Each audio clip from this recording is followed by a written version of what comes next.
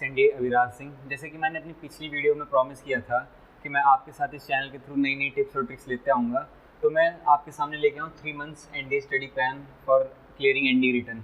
हम सबको पता है कि एनडीए रिटन बहुत करीब आ रहा है, हमारे पास हार्डली 3 मंथ्स हैं एनडीए का सिलेबस कंप्लीट करने के लिए। तो मैं वही टिप्स शेयर करना चाहूँगा कि आप कैसे 3 महीने के अंदर ही अपना एनडीए रिटन का सिलेबस कंप्लीट कर सकते हो और एनडीए रिटन क्रैक कर सकते हैं। तो ये सबसे पहले हमें जानना होगा कि एनडीए की रिटन की सिलेबस में आता क्या है। देखिए, एनडीए के सिलेबस को हम 2 पोर्शंस में डिवाइड कर सकते हैं, मैथ्स और जीएटी में। जीएटी के भी 2 पोर्शंस होते हैं, एक इंग्लिश और एक जनरल नॉलेज। जैसा हमें पता है कि मैथ्स में हमारा आता है algebra, trigonometry, calculus, matrices determinant, statistics, probability, 2D 3D geometry and vector algebra. English में हमारा आता है spotting the errors, fill in the blanks, antonyms, synonyms, sentence correction and improvement and then idiom phrases. उसी तरह हमारा general knowledge में आता है physics, chemistry, general sciences, social studies, geography, current events, history and polity. तो ये हो गया हमारा एनडीए का सिलेबस, और आपको आइडिया लग गया होगा कि एनडीए के सिलेबस के ब्रॉड सब्जेक्ट्स कौन से हैं और उनके अंदर के सब टॉपिक्स कौन से हैं। अब हमें देखना होगा कि यहाँ पे एनडीए में मार्किंग सिस्टम कैसे होता है। यहाँ पे मैथ्स और जीएटी ये 2 एग्जाम्स होंगे आपके, 2 एग्जाम्स में डिवाइडेड होता है।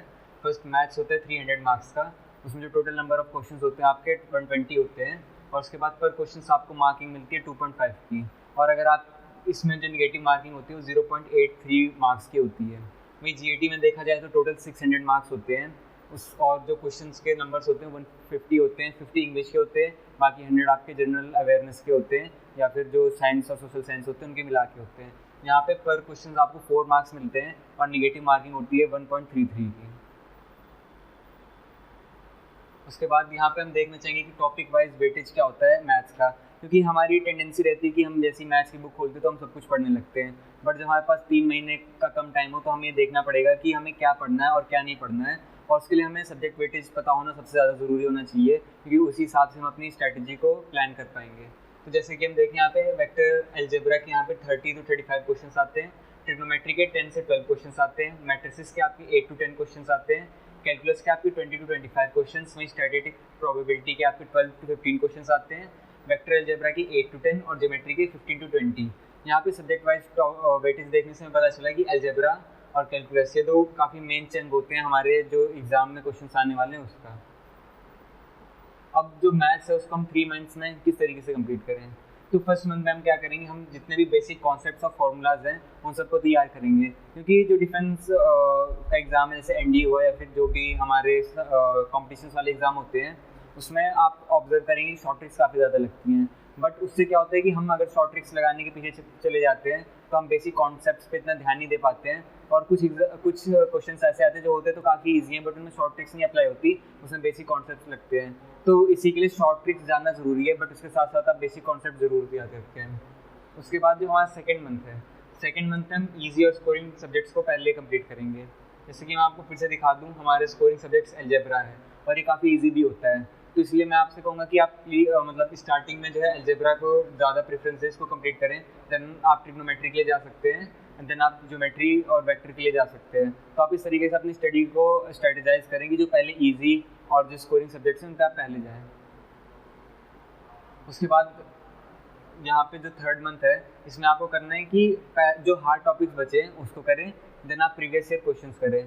जो हमारे हार्ड टॉपिक्स में वो इंक्लूड करते हैं कैलकुलस जैसे टॉपिक्स को, और इनको आप थर्ड मंथ में करें जिससे कि आपके दिमाग में फ्रेश रहेंगे इनके फॉर्मूलाज, इनके बेसिक कॉन्सेप्ट्स, उनकी शॉर्ट ट्रिक्स, और उसके साथ साथ आप प्रीवियस ईयर क्वेश्चंस करें जिससे कि जितने भी चैप्टर्स इसमें आने वाले हैं उनका आप एक ब्रॉड सेंस में आइडिया लगा सकें कि किस टाइप के क्वेश्चंस आते हैं और आपको वो सब फॉर्मूलेज वगैरह प्रिवाइड कर सकें। इसलिए आप लास्ट जो थर्ड मंथ होगा इसमें आप हार्ड टॉपिक्स करें और प्रीवियस ईयर क्वेश्चंस को लगाएं।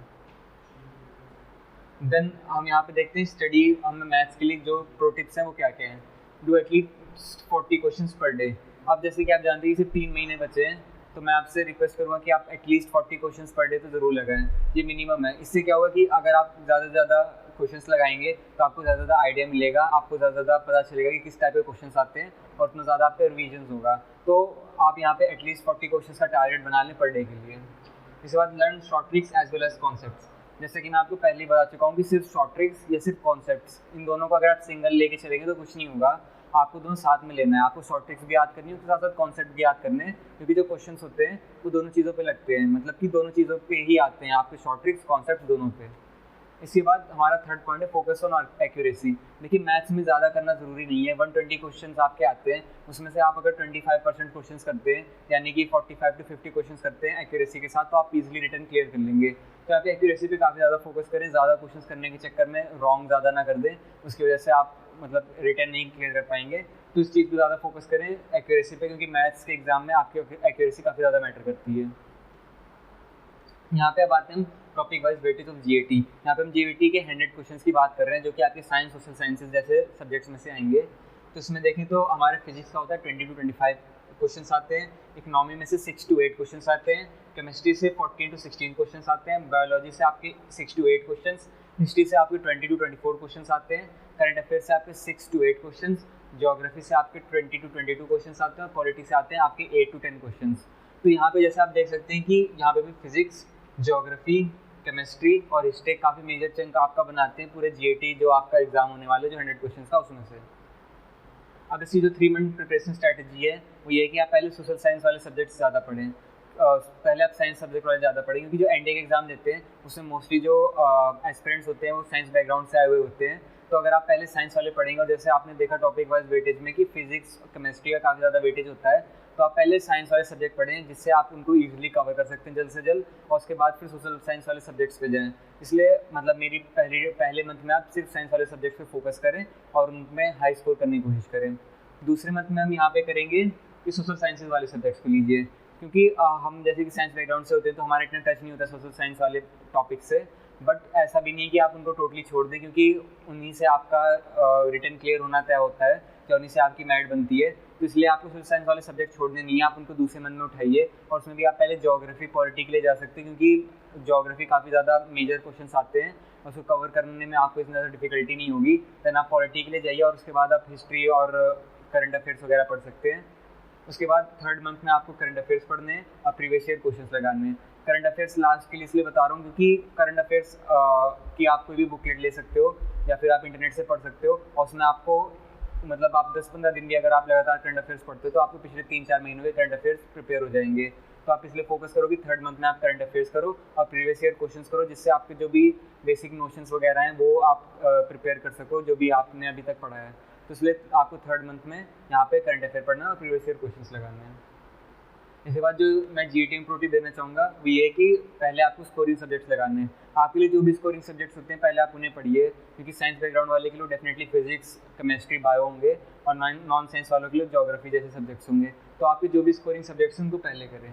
दूसरा टिप है कि आप सोशल स्टडीज़ को स्किप मत करें, क्योंकि आप साइंस बैकग्राउंड से इसका मतलब ये नहीं कि आप सोशल स्टडीज़ को पूरी तरीके से अवॉइड कर देंगे और सिर्फ साइंस के भरोसे आप जीएटी देने चले जाएंगे, क्योंकि सोशल साइंसेज भी काफ़ी इंपॉर्टेंट वेटेज रखती हैं और अगर आप उनको इग्नोर करेंगे तो आप एग्ज़ाम क्लियर नहीं कर पाएंगे या फिर आप मेरिट अच्छे से नहीं बना पाएंगे। तो आप सोशल साइंसेज को स्किप मत कीजिए, भले ही आप साइंस वाले सब्जेक्ट को ज़्यादा प्रेफरेंस दें, बट आपको सोशल स्टडीज़ स्किप नहीं करनी है।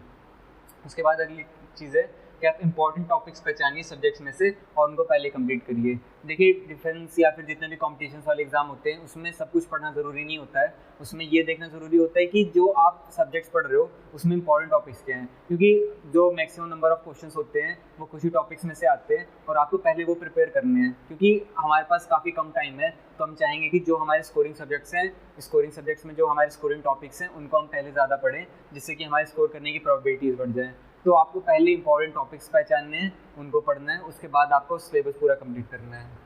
लास्ट टिप है कि it is also important to know what to study as well as what not to study. जैसे मैंने पहले कहा कि आपको इन चीज़ों में डिफरेंस पता करना पड़ेगा कि आपको पढ़ने के लिए क्या ज़रूरत है और क्या नहीं, क्योंकि आज हम ऐसी एज में कि हमारे पास दुनिया भर का कंटेंट है, आप यूट्यूब से पढ़ सकते हो या फिर आप ऐप से पढ़ सकते हो, बट स्टिल हमें ये देखना पड़ेगा कि जब हमारे पास कम टाइम होता है तो हमें एक कंडेंस फॉर्म ऑफ नॉलेज चाहिए होती है, कंडेंस रिसोर्सेज से पढ़ना होता है। तो ये आपको देखना पड़ेगा कि आपको कौन सी इन्फॉर्मेशन या कौन सी चीज़ें फिल्टर आउट करनी है और कौन सी चीज़ें आपको एक्सेप्ट करनी है।